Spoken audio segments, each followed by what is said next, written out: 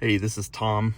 Just picked up this Rangeman G-Shock model. Got to me today. And I really love the build quality and the general wear of the watch. Something that's often called out on this one that I kind of took with a grain of salt, because I always do when this is complained about, is people say the negative display on this is really poor. The problem is, I feel like that's said about every negative display G-Shock. And while I would agree that the best negative display G-Shock isn't nearly as legible as just a standard positive display, I think that it's a huge disservice to complain about it in every instance that you have a negative display, because they aren't all the same.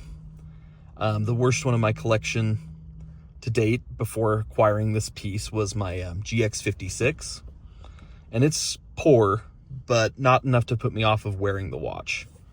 This is poor enough that I might honestly be put off of wearing this watch until I have a chance to potentially mod it,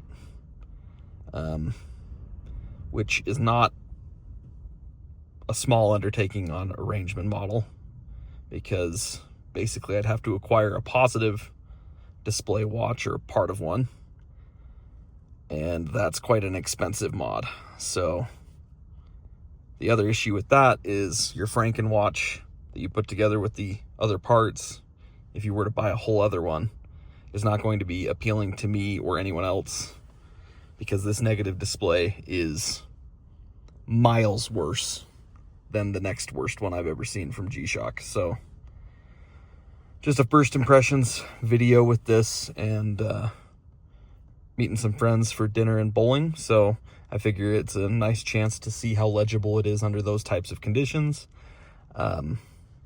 Unfortunately, my hopes are not high, because even in nice indoor lighting and out here in the car with the direct sunlight on it, it's a miserably poor readout. So if you've been thinking about getting this one, understand that the complaints about the negative display are a lot more legitimate than they are on most G-Shock models.